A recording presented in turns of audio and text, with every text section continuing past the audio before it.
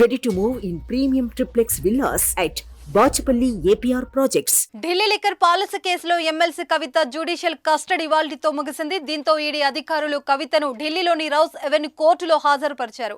ఈ క్రమంలో ధర్మాసనం కవిత జ్యుడిషియల్ కస్టడీని మరోసారి పొడిగించింది. ఈ నెల 23 వరకు జ్యుడిషియల్ కస్టడీని పొడిగిస్తూ న్యాయస్థానం ఉత్తర్వులు ఇచ్చింది. ఇక అంతకు ముందు కోర్టులో వాదనలు కొనసాగున్నాయి.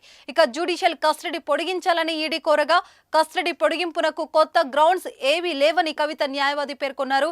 కస్టడీ ఎందుకు పొడిగించాలని కోరుతున్నారో అర్థం కావడం లేదన్నారు. ఢిల్లీ లిక్కర్ పాలసీ స్కామ్ తో తనకు ఎలాంటి సంబంధం లేదని బీఆర్ఎస్ ఎమ్మెల్సీ కల్వకుంట్ల కవిత పేర్కొన్నారు.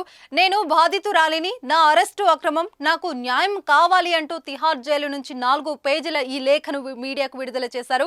ఈడీ అధికారులు ఆరోపిస్తున్నట్లు తనకు ఎలాంటి ఆర్థిక లబ్ధి చేకూరలేదని కవిత స్పష్టం చేశారు.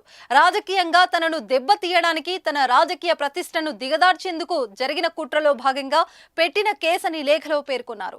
ఈ కేసు గురించి కవిత నేరుగా కోర్టులో మాట్లాడాలని కోరుకుంటున్నారని ధర్మాసనానికి తెలిపారు. 2 నిమిషాలు అనుమతి ఇవ్వాలని కవిత న్యాయవాది కోరగా నిందితులు మాట్లాడకూడదని ఎక్కడా లేదని ధర్మాసనం పేర్కొంది. దీనిపై అప్లికేషన్ ఇవ్వాలని సూచించింది. కోర్టులో మాట్లాడేందుకు అనుమతి కోరినప్పటికీ కోర్టు నిరాకరించింది. గతంలో కేజ్రీవాల్కు అనుమతి ఇచ్చిన న్యాయస్థానం కవితకు నిరాకరించింది. అయితే జడ్జి అనుమతితో కోర్టులో భర్త అనిల్, మామ రామకిషన్ రావు కవితను కలిశారు. తాను చెప్పాల్సింది చెప్పానని, తనపై తప్పుడు కేసు పెట్టారని కవిత పేర్కొన్నారు. సిబిఐ అధికారులు కూడా తనను తిహార్ జైల్లోనే ప్రశ్నించారని తెలిపారు. సుమన్ టీవీలో మీ పర్సనల్ అండ్ బిజినెస్ ప్రమోషన్స్ కోసం కింది నెంబర్కి కాంటాక్ట్ చేయండి.